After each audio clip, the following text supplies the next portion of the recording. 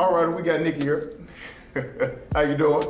Good. That's good, that's good. Nikki has been a client of mine going on, really been over a year, ain't it? Over a year. Over a year, so probably about a year and 4 months-ish. Yep. So explain, before you really started your fitness journey, kind of think back on what brought you up to this point to when you wanted to make that change. Life. For me, it was getting older, children getting older, needing to reclaim my life, find something for me. So I started my journey. I think I started out just like walking and stuff, and then I just felt like I could do more. I did a lot more when I was in high school, and I've always loved fitness. So I started seeking more, and just needing to change, needing something different, something more to add to what I was always doing. I think that's what kind of started it for me. Okay. So back when you were in high school, did you do any sports and stuff, or dancing? Or? In high school, I was a majorette. Majorette in the building. Grade, yes. Went 7 to 12. Okay. Yes, killing it. Westwood High School. Westwood High School. Do you miss them days? Absolutely. Most definitely. Absolutely. Best time I ever had. Really. So what made you stop after high school? You want to go into college doing it, or? I did. I went to University of Memphis right after college, and I was in a dance class, and I actually thought about trying out for their squad, and I really wanted to because I enjoyed the dance class that I was in. But life hit you. You know, life hit me. I was into doing other stuff. I got distracted. Stopped going to school after about a year and a half, and everything just kind of changed for me. When did you have your first child? Man, I wasn't even 16 years old yet. Really? I was in the 10th grade in high school, right before I turned 16. And my oldest, Cord, so I had him, and I immediately went right back to school. I was in band practice right after I went back to school, and continued on there because I had a really good support system at home. So my dad was kind of like, okay, you did this, that's it. Don't make this mistake again, but, you know, we got you from here. Understood. So what was it like, making that transition into, not only are you trying to keep your life moving forward, but now you also have a child to think about. You still dancing, you still gotta go to college maybe. What's the thought process during those years? During that time, I wouldn't have been able to do it without my support system. And so my parents were kind of like, we got this. I mean, my dad's, he's been gone about a year now. He said, we got this. Go to school, do everything you want to do. Don't let anything hold you back. Me and your mama, we got him, we'll take care of him. And so that's what I did, and they really took a load off. They really made things easier for me and gave me my life back. But when it was time to go to college, I had a full ride to Tuskegee University. I was excited to go. I was taking him with me. I got family housing, and my dad said, why would you take him? Leave him here with us, and we'll take care of him. You just go on, live your life. But I couldn't do it. So that's why I ended up at the University of Memphis when I graduated. Gotcha. So how many years did you do in school? Did you finish up? I only did a year and a half at the University of Memphis. I ended up going back later. Years later. Okay. Years later. So as your children age, and of course you end up having your second child, which is a daughter? Son. Okay. Then you had your daughter after. Got you. So during that process, for as relationships and things of that nature, like how were your relationships with their fathers going into it? Okay, so I can tell you that by the time I was 22, I had 3 kids. Okay. Well, I was having my third one. So I had Nick when I was 21, and then Michaela when I was 22. And I was, so with him, we had a pretty good relationship for quite a while. But once the kids came, it just kind of went south. It just, neither one of us was ready. But of course, as a mom, and they're yours, you have to take it, deal with it, handle it. But he wasn't ready, so he was kind of in and out for years, and we had a really, really rough relationship. We had a really rough relationship that lasted for quite a while, off and on, for quite some time, and then we were finally able to part ways. But yeah, it was really rough. It was the hardest time of my life. I moved out of my parents' house when I was 21, and I was pregnant with Michaela when I moved out, and so that was, for me, the start of a complete downfall to everything that I thought I was. So during that journey, that transition of getting them up to the age where they're independent and able to take care of themselves, and after the relationship, you kind of finally ended that relationship, started leaning more towards an independent path. Is that really what led you to starting your health journey? What led me to my health journey was the years of trauma. Okay. The years of toxicity. The years of not knowing who I was. You know, with the kids, I engulfed myself in the kids. Everything was about them. They were playing sports, so I wanted to be the best mom that I could be. So I had to forget about me. You had to put yourself on the back end. Completely put myself on the back end. And then I was, because of everything that I had went through, I wasn't interested in pursuing anything, relationships. I felt, it was just a really rough time for me. I went through a really hard time of feeling unwanted, no value for me, because I felt like the men in my life didn't value me. So it must have been something wrong with me. And so instead of falling into, well, I did kind of fall into a pity party, and well, not really a pity party, but just a pit. And it was all the weight gain, and just sitting around doing nothing. And so everything was about them. My son was playing basketball, my daughter was running track. My oldest son was kind of, working and doing his own thing. And by the time I was 27, I had my fourth one.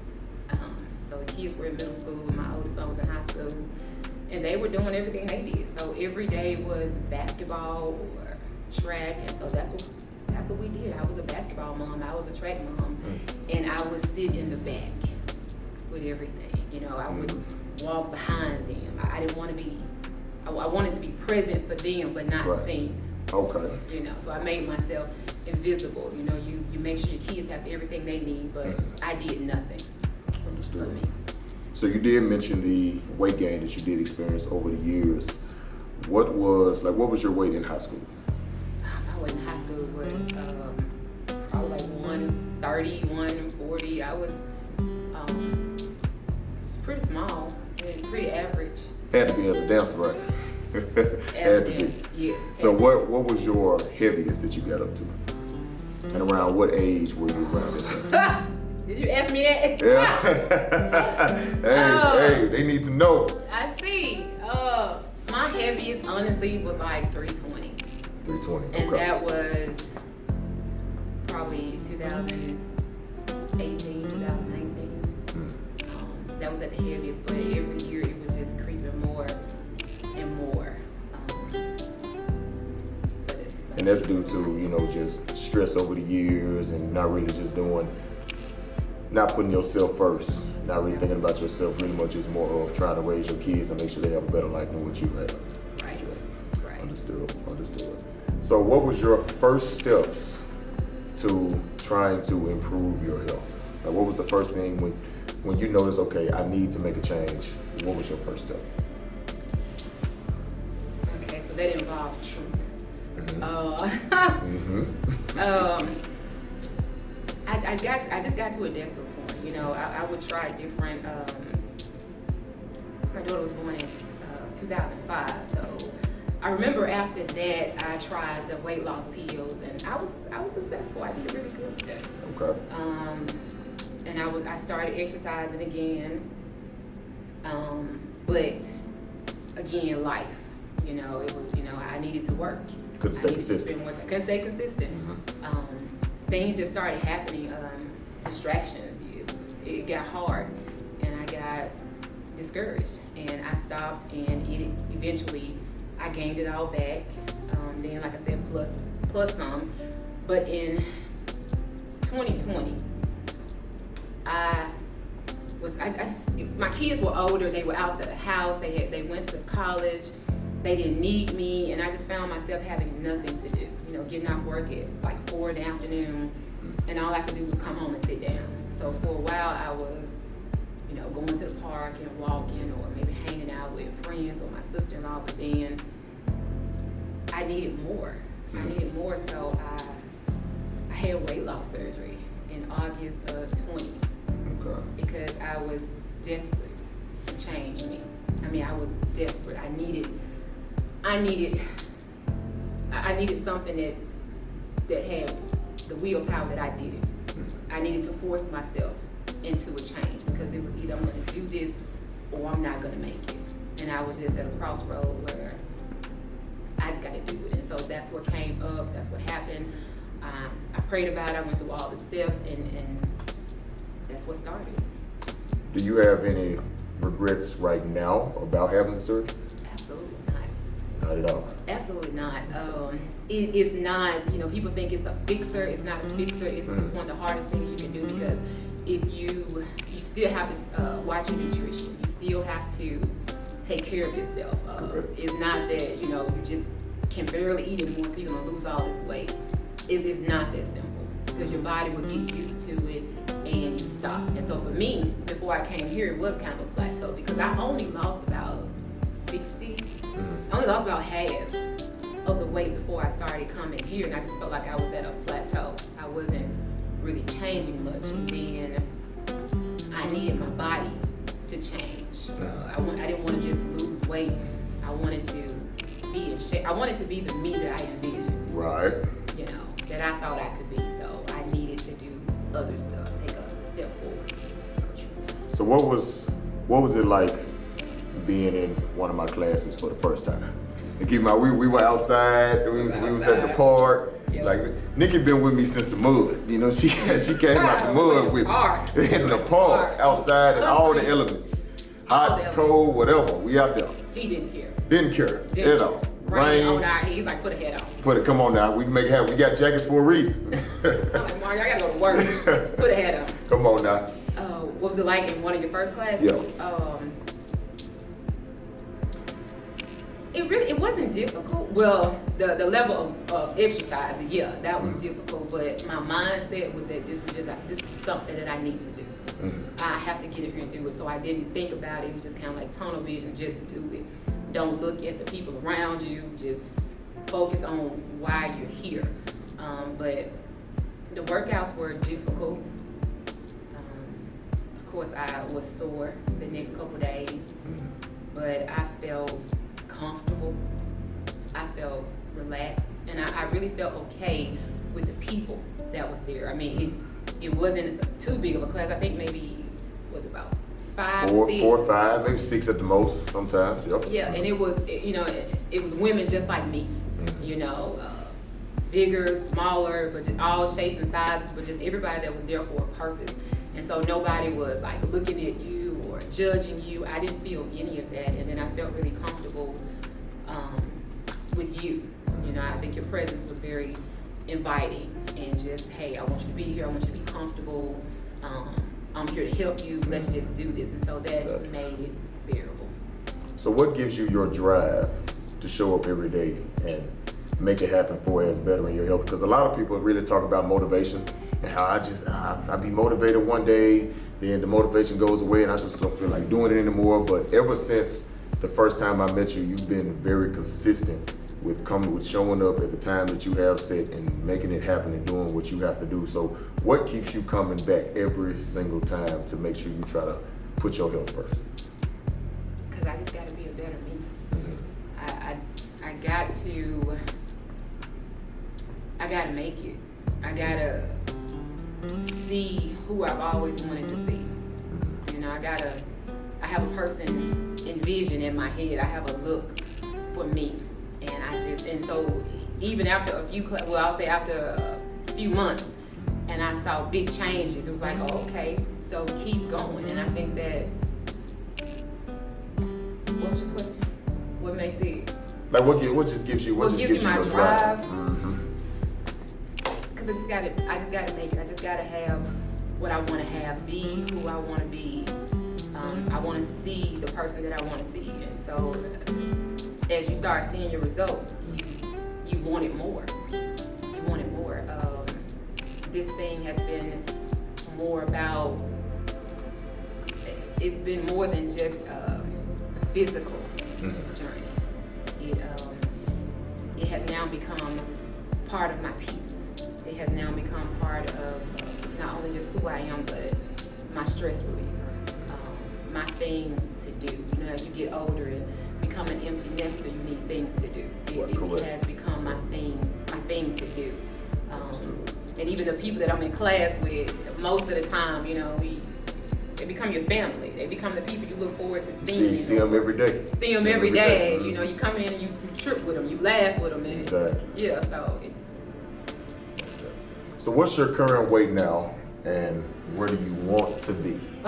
Now we talked about, you know, your heaviest being 320. So explain to them, like, where are you now? Like, how far have you came right now? I added up last time. It was over 130 pounds that was lost. So I fluctuate. I think last time I got on the scale, 178. 178. Yep. Come on now, from 320 to 178. 178. So that's a celebration. A celebration is in order for that one, and we still going down. Absolutely. I'm still going down. Yeah. So what number do you physically want to see? When you hop on the scale and say, yeah, this is it here. Is it even a number, or is it just more of physical appearance? It used to be a number, and I was thinking, you know, 160, 165. But of course, you know, my mom is like, don't lose nothing else, you ain't gonna look right. Leave it to the parents. Leave it to the parents. They gonna tell you every time. They're like, no. What is you doing? What are you doing? Nah, don't come here looking like that. I'm sure when you lost that 60 after the surgery, she was like, hey, you look good. Wait, how you ill? What you doing? You need to stop right there. Don't do nothing else. Your head gonna look funny. Just be like, but. So it used to be a number, but for me, it's physique. You know, I think I'll be satisfied once I look the part that I have in my mind, that I have in my head. I know that's different for everybody, but what I envision for me, I think that'll be my goal. Well, last question to wrap it up. You know, of course, I went very personal for a reason, because, you know, a lot of people, they have a lot of excuses when it comes to bettering their health, you know, for it's like their background and things that they've experienced, and they feel like that they just don't have the time, or they just may not reach their goals due to past experiences they may have had where they came from. So what is some advice that you would give someone that may be in the same predicament that you were in 10 years ago and wants to now change their life? I would say just do it. And I know it's easier said than done, because people have said it to me before. They've said it over the years before. Just, hey, you see people, you're like, dog, she's done it, but why can't I do it? Honestly, you have to get to a point where you have a made up mind. Once you have a made up mind, you can do whatever you want to do, because at that point you're determined to do it. So, but my advice really would be to just kind of get out there. Even if you have to start small, like, I couldn't do a whole lot when I first started. I know people who have people in my family who struggle with the same things, and it's just, even if you get out and you start walking, you know, it has to be a tunnel vision type thing. A lot of folks are, you know, I don't want to be out in front of people. I want nobody looking at me, but you know, is yourself, is your body, is your perception, is your life. And you can't base your life on your surroundings, on what other people think and how other people feel. You just got to kind of just get out there. And I was afraid, because I would have never come to a class in front of people. But especially what you said, you try to be on the back end, you don't want to be seen. That was completely different. Completely different, because I did not want to be seen. You know, of course, like at my son's basketball games, I would be sitting on the front row clowning. But that was a sport event. Exactly. Ain't nobody really looking at you anyway. Yeah, they looking at the game. They ain't looking at what you doing. Yeah, I understand. No, they ain't looking at me down there acting a fool. They just like, you just got a big mouth. Everybody acting a fool. Everybody acting at the game. But other than that, I would stay in the crowd. I mean, I wouldn't even try to fix myself up because I was afraid of the disappointment. Right. But you get to a point where you have a made up mind. It's like, you know, either I'm gonna stay with this mindset and this body and this perception, or I'm going to do something about it. And so once you get to a point where you want to do something about it, just start somewhere. It takes a lot. It takes a lot to get started, but I think that the best advice I can give is just start doing something. You know, start telling yourself, and I had to do affirmations because it was such a struggle. My thing was a mental struggle. It was you get defeated when not only people tell you that you're nothing, but then you begin to tell yourself that you're nothing, and so you get defeated. And I think for so long I was defeated. So I just, through, you know, my spiritual journey, physical, mental, all that kind of stuff, I had to start telling myself that I was everything that God said I was. There you go. That I am. It's like, okay, girl, look in the mirror, because you actually do halfway look like something. Come on now. You know, you Come on now. Yeah, everything past this point is just add on. You know, it's just an addition. Exactly. And you have to tell yourself that, because and I had to learn that it was all a smoke screen. Everything that I thought I saw, everything I thought I was or wasn't, was just what the enemy wanted it to look like. And once I got past what I thought it looked like, I could see a real me. And I asked God to paint me a new picture of myself. And as He began to paint me a new picture of myself, I was able to do more. And I was like, okay, girl, come on. You got this. Right. Don't care. We don't care what people think. We don't care what people say. We can't look around us. Just tunnel vision. Look at Mario. There we go. Straight ahead at the trainer. Come on now. Don't worry about nobody else, because he's encouraging me. And I have to say it. And I don't mean, you know, I don't want to be long or whatever, but I have to say it. The words. And I've shared it with some of my friends and people that know about my journey, but the words that you would give while we were working out, they would resonate with me, because I shared it with you before too, that it wasn't just a physical journey. It was, I came here at a time where I needed something. I was trying to find me. I needed a new way of living, a new way of being, a new way of thinking. And it was just like, you would just be like, keep going. I was like, I want to keep going. I'm tired. But you got to. But you got to. Come on. It'd be like, you can't stop. Like one thing, you'd be like, you can't stop in the last 15 seconds. It's just 15 seconds. It's just 15. Then you would say, you've already done more than what you got left. Exactly. So why stop now? Why stop now? And I would hear those words in my head, and I would be in here exercising, and I would be applying it to my life at the same time. You know, you've already overcome so much. Why stop now? Why stop now? There we go. You got 15 seconds left. It's almost the end. Whatever God got for you is right over there. It's 15 seconds away, 10 seconds away, so don't give up. Then this man will be like, you done went 4 rounds in here. Okay, come on, let's go outside. It's cardio time. Cardio time. Even when you finish the hardest part, there's always more. Come on, it's always more. And you can apply it to life, and I really would apply it to life. Be out there running, rain, sleet, or snow. Most definitely. Just throw your hoodie on or your hat, or I think I put a bag over my head one time. Exactly. Do what you got to do. You got to do what we got to do. And it applies to life, and that's just all it is to it. Right. Well, that was a very lovely interview. I'm very glad that you came, Bill. We're gonna keep making these results happen. We're gonna make it happen each and every single day. Absolutely. And other than that, for anybody else that's out there listening, man, take heed to what she has said throughout this interview. You know, apply things to your life. And even if you can't physically come see me, there are plenty of other trainers to choose from. There's a support system out there. There's definitely a support system out there. Find who you can connect with and start your journey. It's never too late, and good luck to you. All right.